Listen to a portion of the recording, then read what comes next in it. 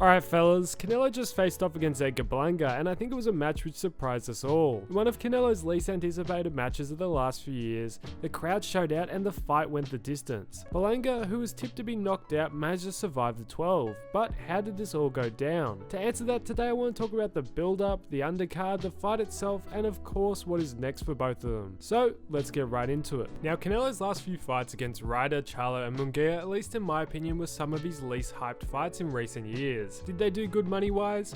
Yeah, but still not great fights for the fans. So once again, we found ourselves in that same position with Edgar Berlanga. Canelo avoided a fight with his IBF mandatory William Skull and chose Berlanga instead. Berlanga came with a 22-0 record, which was best known for his 16-fight first-round KO streak. His style was best known for his power and explosiveness, yet before the fight he was criticised for being predictable. They said he had a lazy defense that was open to counters, and he simply didn't have enough experience to be on such a big stage. Yet the fight was finalized.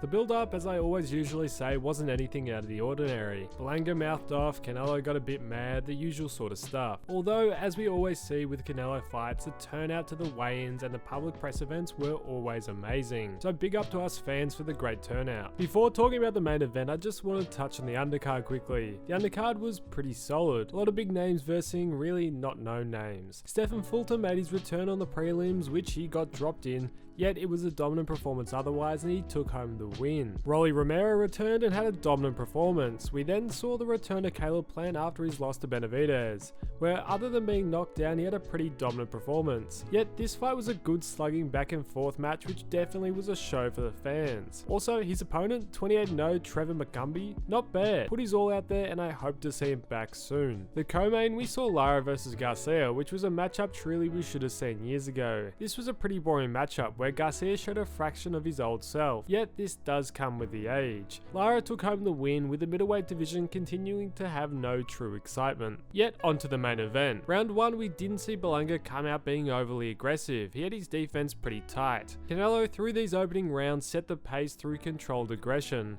landing sharp jabs and body shots while Berlanga occasionally answered back. Berlanga showed some resistance, but Canelo's superior defense and ring control gradually began to overwhelm him, especially as Canelo repeatedly cornered his opponent and landed heavy combinations. By the third round, Canelo's power was on full display as he knocked Berlanga down with the left hook, marking a pretty pivotal moment in the fight. Berlanga managed to recover pretty easily, but Canelo maintained relentless pressure, methodically breaking him down with precise punches and body shots. Throughout the middle rounds, Canelo's jab and body work continued to dominate, leaving Berlanga with few opportunities to mount a serious offense. Despite Berlanga's resilience and occasional success with counterpunches, Canelo largely was in control for the entire fight. Berlanga's efforts to turn the tide were in vain as he struggled to escape Canelo's traps and could not avoid getting cornered. In the later rounds, Canelo appeared even more relaxed, you could say even playful, while Berlanga became increasingly frustrated. By the final rounds, Canelo sealed his victory by landing at will. He closed out the fight decisively and that correlated on the scorecards. So what surprised no one was Canelo got the win. Although what was a bit surprising was that he was taking the distance. I think most people, including myself, thought Canelo chose Berlanga because he would probably be the easiest to knock out. Yet that didn't happen. And that kind of pushes us to the conversation of what's next for the both of them. Well, for Canelo over the past few fights, we have seen him choose some of the easiest in the division. For him, there has been no real incentive to take these harder fights. He can make similar money versing far more easier opponents than the biggest names in the division. No longer does he need to tie his name to someone else's to attract a crowd. Canelo could be fighting Yanan and still people show out in droves. And that's what makes him a harder target for the Saudis. The price they are wanting to pay him hasn't been worth the risk for Canelo. Of course, the Saudis want Canelo v Crawford. For the Saudis, Crawford is their golden boy, which to me makes no sense when monetarily he's not the best performing. Yet the Saudis want to give him the biggest events. And who's the biggest name vaguely near Crawford's division? Well, of course Canelo. Crawford doesn't have the pulling power to fill out a stadium strictly on his own. Canelo does. Crawford needs his name attached to bigger names. Now, would this fight be entertaining? Yes. Would it be interesting? Yes. but should it really happen? Crawford has only just moved up to 154 from 147. Moving up one division is a pretty big jump on its own. So after his most recent junior middleweight fight, where let's be honest, he didn't look that fantastic, do we expect him to move up from 154 up 2 divisions to 168 to verse a Canelo who recently even moved up to 175? Between what Crawford fought against Errol Spence and Canelo, there is a 21-pound jump. That's a pretty big jump, but I guess if the money makes sense, this fight will happen. Yet I don't think it does much to Canelo's legacy.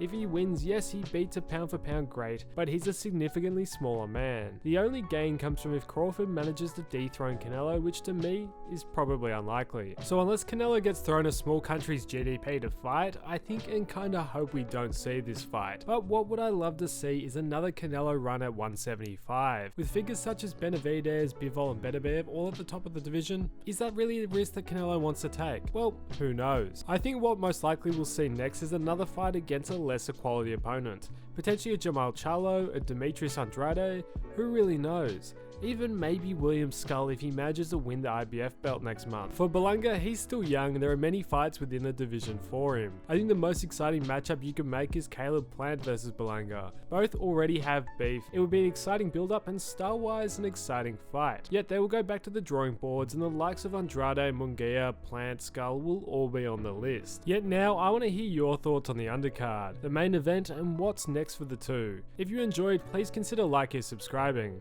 But thanks for watching fellas, and I'll catch you in the next one.